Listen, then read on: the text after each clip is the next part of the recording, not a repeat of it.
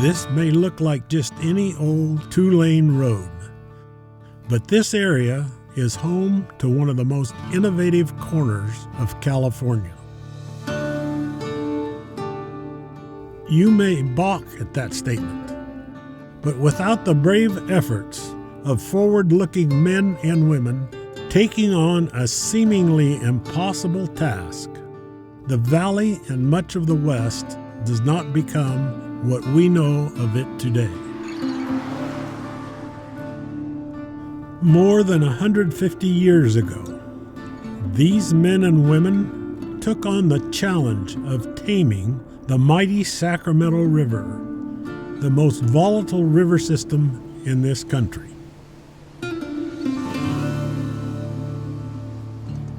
In the mid-1800s, the federal government wanted to reclaim swamplands, so they turned the lands over to the state of California, and the state, in turn, paid landowners to reclaim the land and put it into productive use. This land here behind me and all circling me was once a swamp, tule, and the state of California needed more food for the miners and all the people that were immigrating here. And so they gave incentives to the growers. If you were to improve your land, the state would grant you the land for free, kind of like homesteading. My family came out in 1853. Many people came out originally to mine, but my family were farmers, and so they were very attracted by the Swamp Act. They purchased letters patent from the state of California, United States of America, state of California. Whereas under the provisions of an act of Congress of the United States approved an act to enable the state of Arkansas and other states to reclaim swamplands within their limits, in which act the manner of selecting and setting apart swamp and overflowed lands is fully set forth. So we had water. The land was fertile.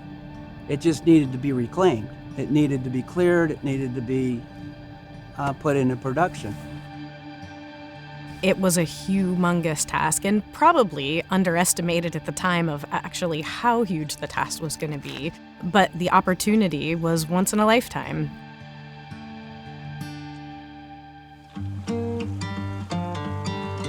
So they moved in, and the first thing they had to do was they had to control the flooding. Because in many, many years, right where I'm sitting right now, the water might be 8 feet deep here. And it might be here all summer long. So they started building levees in about Knight's Landing and started working upstream. And they kept building levees to try to keep the waters out, and frankly, the river was winning.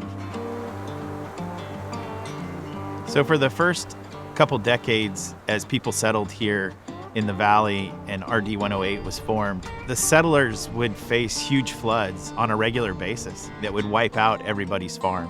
And so that's when the first levees were built, to try to channelize that river, to control the river. Even over the next 2 decades, those levees would give way to these huge floods that would happen here in the district.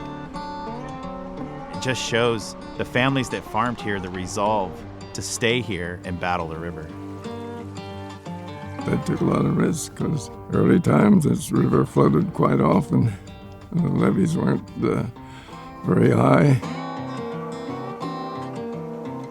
Even if they were successfully keeping water out from the Sacramento River, water was flooding from the backside of the district, and it would sit there for months and months and keep this farmland out of production. So in the end, they ultimately had to not only battle the Sacramento River, but they needed to protect the backside. They built a levee on the backside with a drainage canal and ultimately had to cut through the ridge cut near Knight's Landing to drain the lower part of the district into the Yellow Bypass.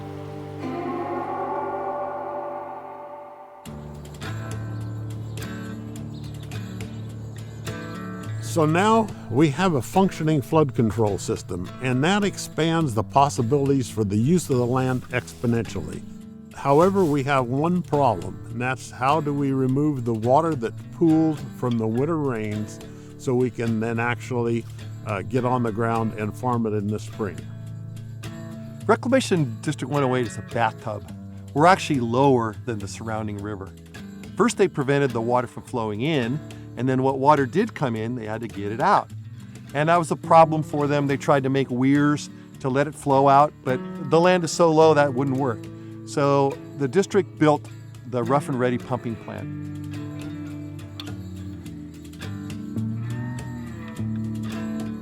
Rough and Ready was built to drain the water out of the district. When the river was high, the water wouldn't run out of the district, it would pond, so they had to have a pump to pump the water out of the district back into the river. Rough and Ready was unique at the time. It represented a major investment by the families that farmed here to continue to provide security from flood control.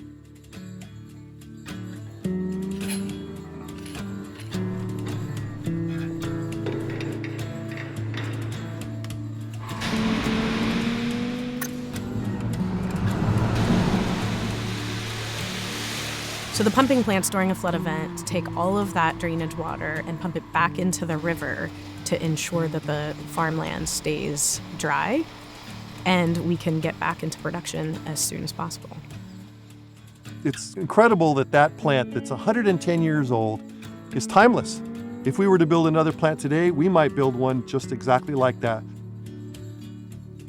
With the ability to now pump water on and off the land, it set up opportunities to irrigate in ways rarely seen in California at the time.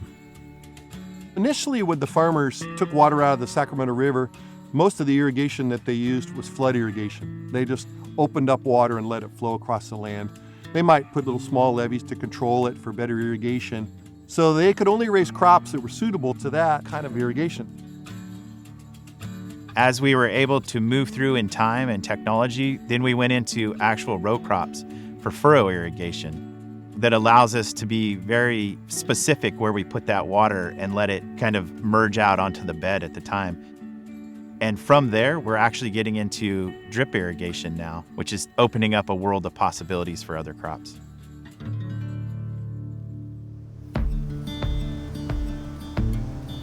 While rice still remains king, walnut orchards, tomatoes, corn, alfalfa, and beans started to sprout up throughout the district. The landowners became a little concerned about our water supply, and due to increasing number of drought years and increasing water regulations, landowners decided they better take some very aggressive steps to address these issues. So with the completion of Shasta Dam in 1945, the flow patterns in the river were dramatically changed. And because of the district's prior water rights, that brought the landowners and the Bureau together to negotiate an agreement to establish water rights into the future. Our forefathers were very innovative in the 70s, and they went and they put in a recycling plant called the Sycamore plant. What they learned was they could have reduced the amount of water, called project water, by 30%. They put in the recycling plant. That allows for the water to come back up through the north end and be spread out again across the landscape. So RD108 is using that same drop of water 4 times before it goes back to the river. With water conservation, every drop really matters. So one of the things the district has done is they have installed all of these Doppler meters on all of the inlets to all the fields. These watermen go around with these meters, and the Doppler reads how many cubic feet per second are coming out. Instantly, I have that number on my phone, and then I can figure out when I need to make a cutoff for that water. It's telling us how much CFS is going to our fields, so we can figure that out, instantly. We're managing our resource the best and using exactly when we need it. All of these things took foresight from people long ago, because when we needed it was much later. And so they had to make that investment early on in order for it to pay off for a future generation. And I think that's what's really characteristic of RD108 is there's been these mavericks, these leaders who are able to see farther ahead and then make an investment that may not have paid off for them, but paid off for the next generation.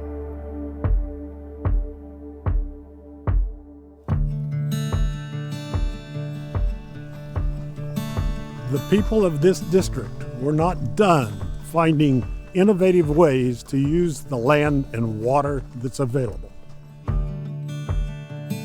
Once neglected and almost ignored, wildlife began to receive long overdue attention. But how would it work?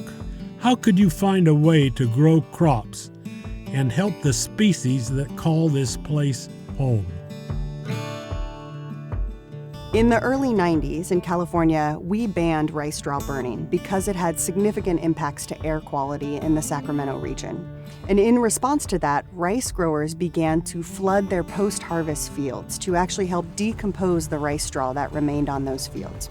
And the response from birds was almost instantaneous. We saw waterfowl and shorebirds start to use these winter fields in huge numbers. Prior to us starting to flood the fields, the populations were diminishing. And now we host lots of different shorebirds, game birds, waterfowl. We turned something, we thought it was a lemon, and now we have lemonade because we get multiple benefits from that. Birds are relying on rice fields and other agricultural fields for a significant portion of their diet and as places to stop and rest and refuel as part of their migratory journey. So if we want to help recover bird populations and have them into the future, we have to work with districts like RD 108 to be able to find solutions that work within the agricultural context and ultimately that support the birds in the Pacific Flyway. To get an entire salmon population to recover, you can't just do a postage stamp here and a postage stamp over there. You actually have to fundamentally change the landscape. That's what the bird work did. It wasn't over hundreds of acres or thousands, it was hundreds of thousands of acres. Now we have a chance to model the same idea for fish. The science is really clear.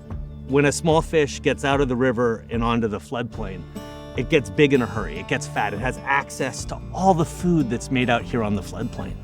But what RD 108 realized in partnership with Cal Trout and others was that the majority of that formerly activated floodplain marshland is now cut off from the river by flood protection levees. But that doesn't mean that these lands can't be a critical component in fish recovery. That's because we can grow the food here out in these surrogate marshes and then drain it back into the river where it can benefit fish. It's really rewarding to know like what we do, all these little day-to-day decisions are making an impact bigger than our little footprint in RD 108.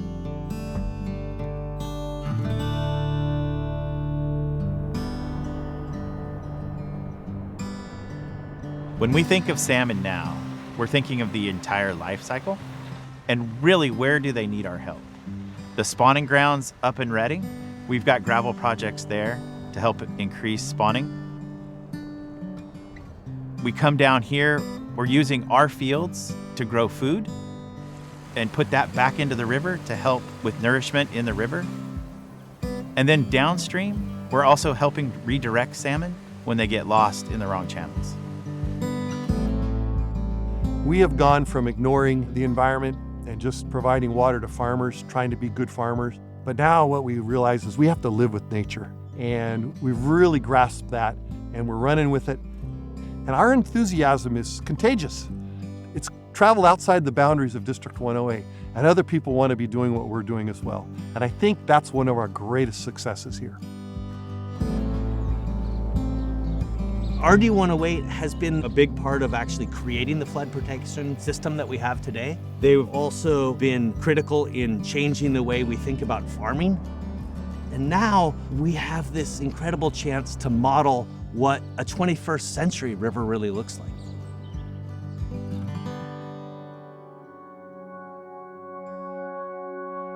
I just think that RD 108's made up with a lot of mavericks. They're just willing to take these risks. I think it's almost genetic, or it's a cultural thing. I think it's built into us to kind of be on our own and take the risk. I call it rolling the dice. Farmers roll the dice. So how will RD 108 look in 150 years? I think what you see today, the thriving farmland, will still be there. They'll be more integrated with the environment, the conservation efforts. We'll still be battling the river and holding back the floodwaters, but we'll be innovative and we'll be continually evolving to be better. I don't know where we're going to be in 20 or 30 or 50 years from now, but I tell you what, RD 108 is going to be part of the solution. My hope is that I'd still see all of these small farms, these small family farms here, next generation having the same sort of guts that the generations before them had.